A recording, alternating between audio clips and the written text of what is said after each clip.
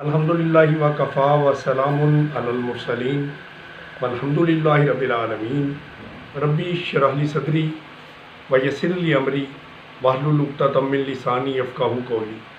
میرے دوستو، عظمت قرآن کے اگلے لیکچر کے ساتھ حاضر خدمت ہیں۔ آج کے اپنے اس لیکچر میں ہم قرآن کریم میں جس طرح سے فزیالوجی کو بیان کیا گیا ہے وہ بتائیں گے۔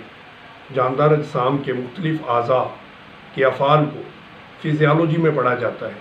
قرآن کریم میں بہت سی آیات جدید سائنس سے متعلق ہیں، اور قرآنی آیات میں فعلیات کا جس طرح سے تذکرہ کیا گیا ہے وہ سائنس میں بتائی گئی فعلیات سے بالکل بھی مختلف نہیں ہیں، بلکہ موجودہ فعلیات کے بالکل موافق ہے۔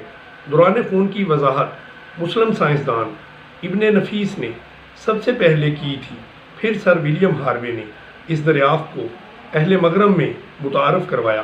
ان دریافتوں سے انسان یہ سمجھا کہ نظام انہضام جو افعال سر انجام دیتا ہے، اس کے ذریعے جسمانی اعضاء کی گروتھ اور نشو و نما سر انجام پاتی ہے۔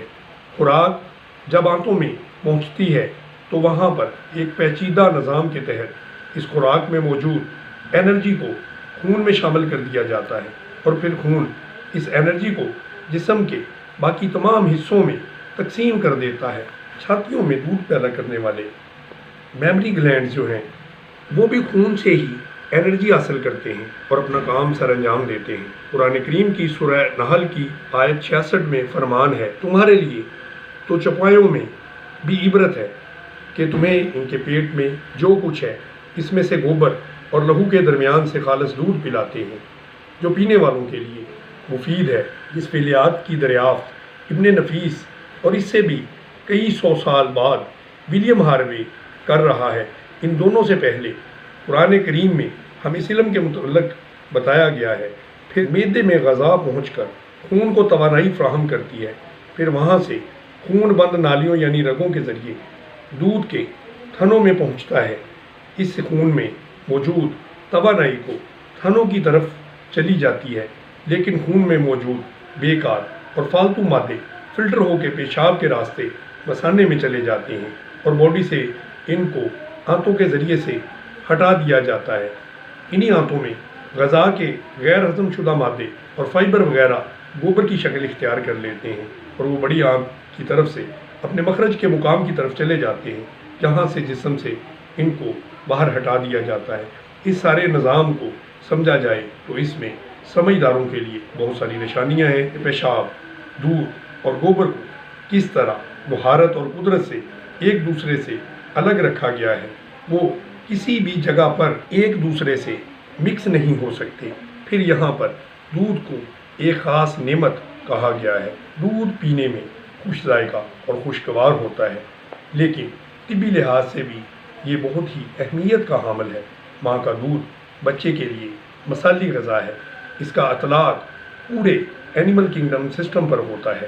نومولود بچوں کو ماں کا دودھ جان لیوا امراض سے تحفظ فراہم کرتا ہے، یہ امیونٹی فراہم کرتا ہے اور لمبے عرصے تک اس کے اثرات ہوتے ہیں۔ برمنگھم یونیورسٹی اور برمنگھم ویمنز اور چلڈرن NHS فاؤنڈیشن کی تحقیق کے مطابق اپنے دیر پا اثرات کی وجہ سے یہ دودھ جوانی میں موٹاپے، ذیابیطس اور دیگر صحت کے مسائل سے تحفظ فراہم کرتا ہے۔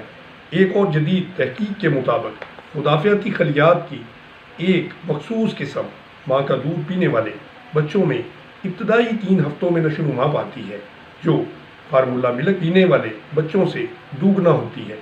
یہ ٹی لیمفوسائٹس کو ایکٹیو کرتے ہیں جو بیماریوں کے خلاف امیونٹی فراہم کرتے ہیں۔